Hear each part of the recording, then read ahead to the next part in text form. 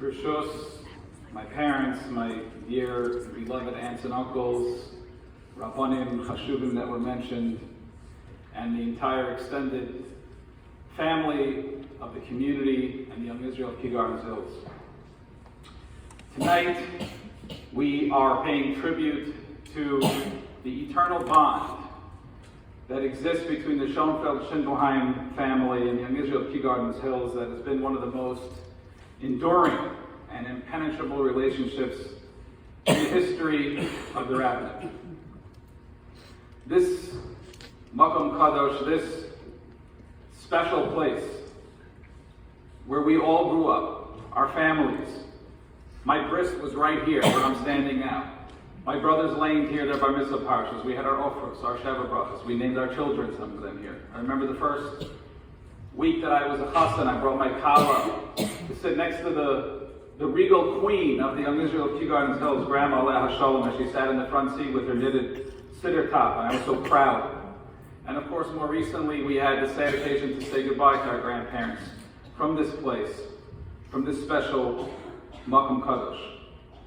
But today specifically, we celebrate the rabbinic career of my parents, one that has spanned more than 4 decades, and leaves countless deep, personal, and profoundly eternal legacies, not only here in the community of YIKGH Hills, but throughout the nation and really across the world.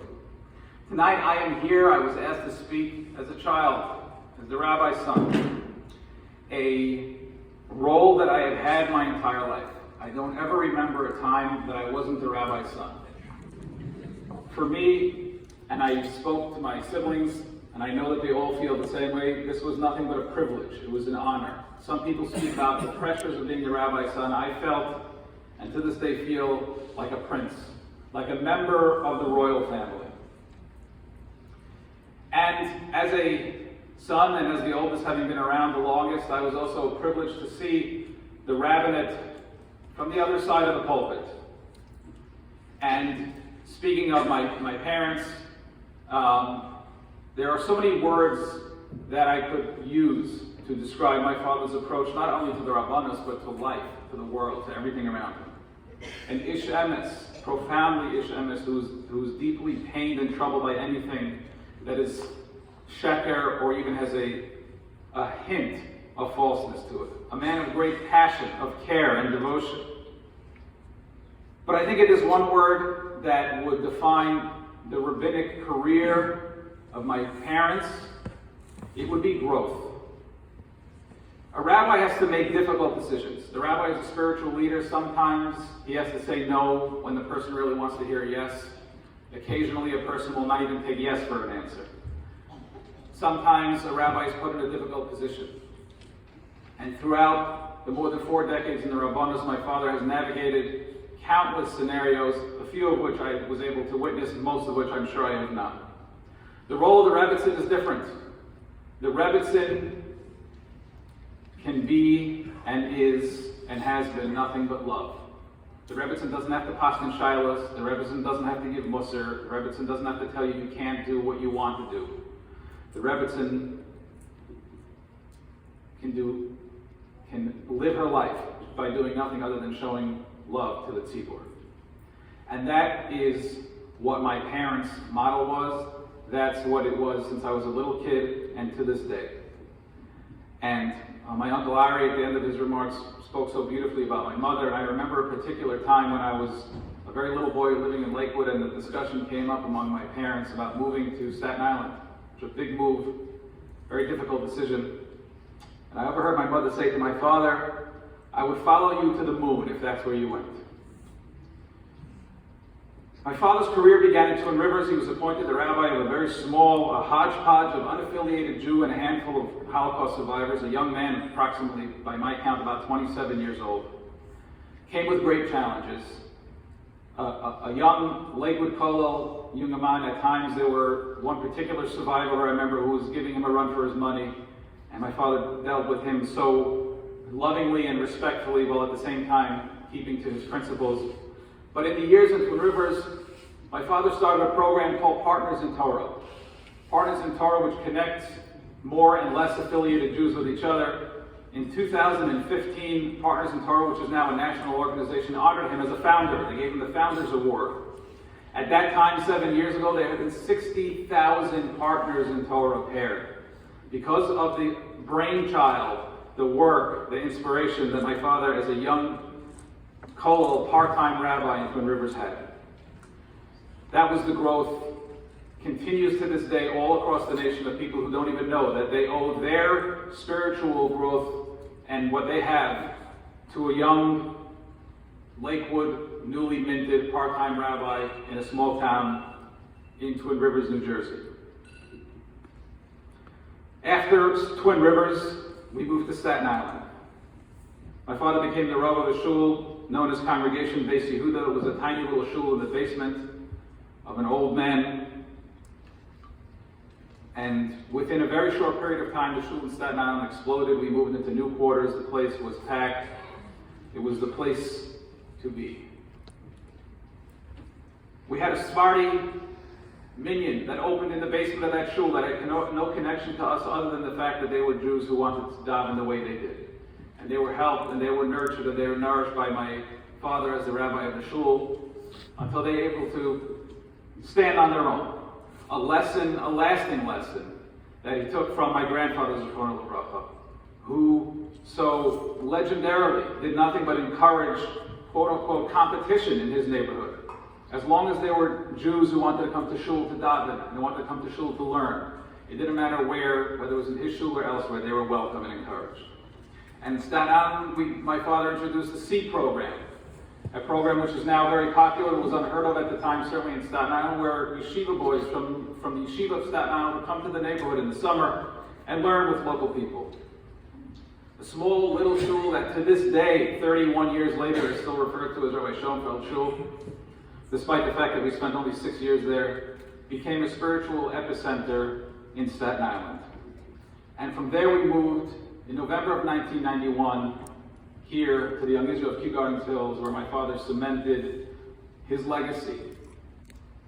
The first position that my father held in the shul was as the rabbi of the Young Marrieds Minyan. At the time, the Young Marrieds Minyan, which had been around for a while, but it was sort of a disorganized, disjointed collection of disconnected people. That's no reflection on them, but it was not a cohesive group. And within a very short period of time, and for many years after that, the Young Marrieds Minyan of the Young Israel of YIKGH Hills was famous.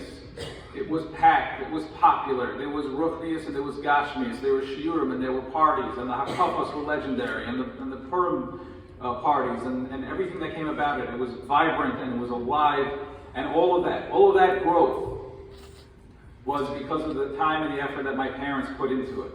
The love and the appreciation and the support that they showed for each person that moved into the neighborhood or that had been here for a while. My father also introduced family learning at the time. Actually, he introduced father and son learning, but it morphed into family learning here in Young Israel. Also, a new program, and also an area of growth, where for years and years and years, fathers and sons, mothers and daughters would come to the Young Israel, and it would be when we come for Shabbos with our children, they were always excited to go and see if they could win a prize and get a slice of pizza, and it was a very, very active, tremendous contribution to the shul. As my grandfather aged, before he retired, and he was able to do less than he was before, my father took on the role of being a rabbi of the Young Marrieds Minyan and the Hashkama Minyan and the main Minyan, all while keeping a full-time job at the OU. Leading to his ultimate assumption of the full-time rabbinate, and these past, I would say, 4 or 5 years, which have been, in my respectful and humble opinion, really the crowning and glorious achievement of a very storied career in the Rabbanos. Over the past few years, my parents have faced extraordinary headwinds. The shul facing financial difficulties because of government outside problems.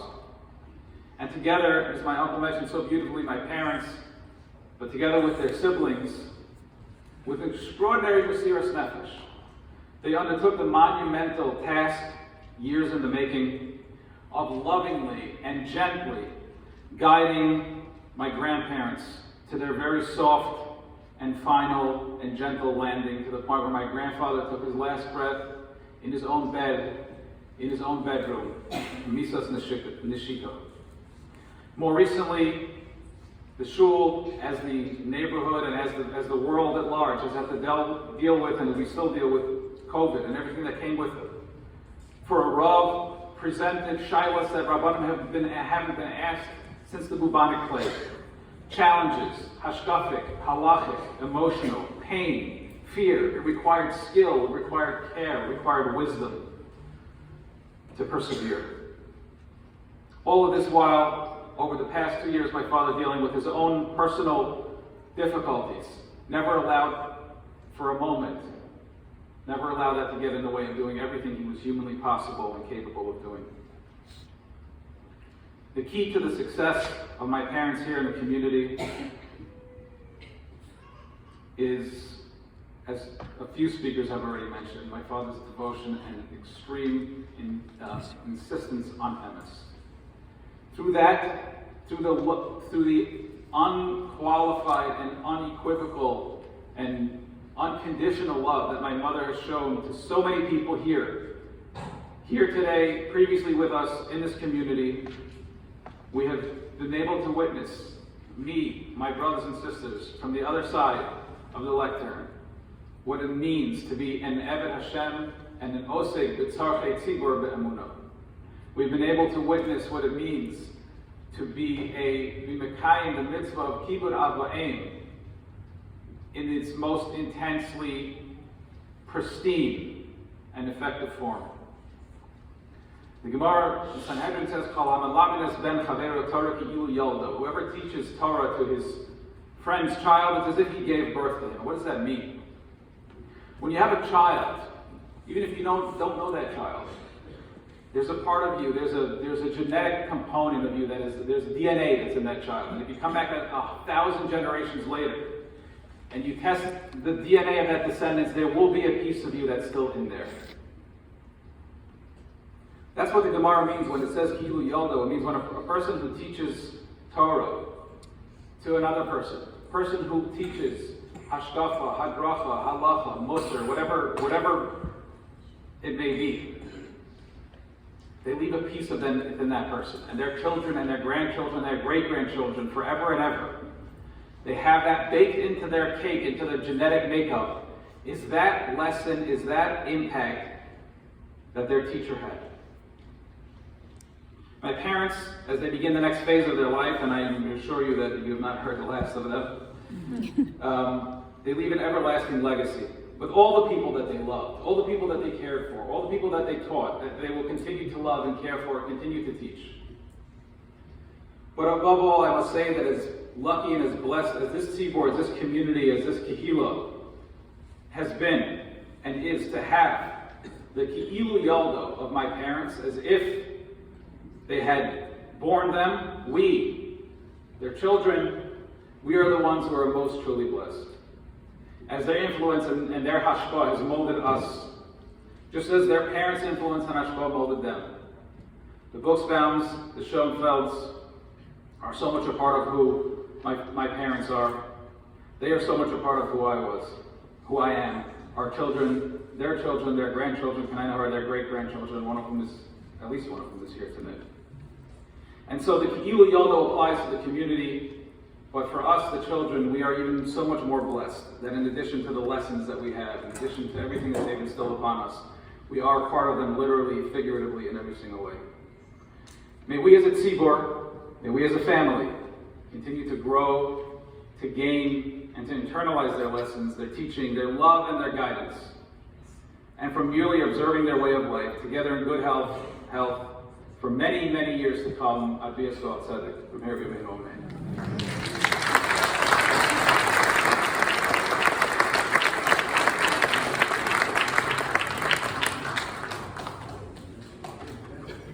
Thank you very much, Simcha, for your warm, meaningful words. Now call upon Rabbi Gil Schoenfeld.